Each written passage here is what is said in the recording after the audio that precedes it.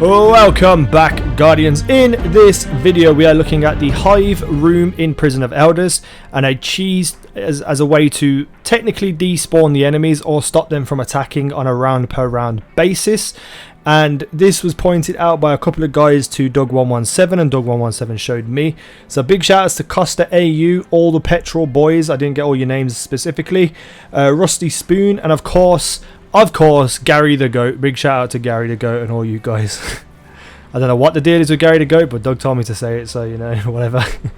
But this is a way to cheese the dismantle mines part of the Prison of Elders. So basically how you do this is there's a rock in the middle of the Hive room, a pretty high rock, and you want to have all your team on that rock before you kill the last enemy of that round. So you want to kill everything, save one, maybe two enemies so you don't accidentally kill the last one. Everyone get on that rock and then wipe out the rest of the enemies. And what that's going to do is in the next round, the enemies are going to spawn, but they're going to stay inside the doors. They're not going to come out the doors, and the only way they come out the doors is if you go relatively close to them. Now the trigger mark for setting off the doors is quite far, so you have to really run the long way around to get things. But I find this extremely useful for things such as when dismantle mines happen in the second round. You have no enemies attacking you, but you got to be lucky at where they actually spawn. So if you're on this rock, over to your left is the long bridge, and you get, I think it's C that spawns there. There's the middle point right next to you, the hard one to do. You have to have a bubble to get it. And then you have the one on the small balcony down to the right, which I believe is A. If A pops first, you have no choice but to fight enemies, because you can't get to that point without activating the door.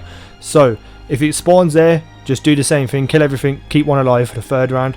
If the dismantle mines spawn in either of the other two spots, you can actually dismantle these without having to deal with an enemy, which makes the last one very, very easy to get, the last one on when you activate the door, because all three of you can rush it, take the mine down, the doors will open, but once the mine's down, you can go and hide just to the side behind the wall and kill everything. So it's very, very useful, this is. I do have to say though, the one on the left hand bridge, if you run straight down the bridge, you will activate one of the doors. So you want to fall off the rock towards where the pool of water is and run down the wall to get to where the mine is.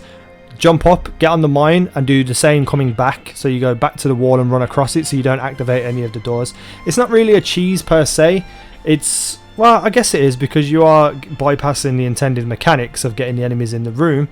But you know, it saves a little bit of time, and a lot of the time this doesn't work because the first mine spawns in the wrong place. But you know, it will help you in general. So I hope this does help. Let me know in the comment section what you think about this. You know, hit that comment section hard, hit that like button even harder, guys. Subscribe if you haven't already, and I'll see you in the next video. Gary the Goat.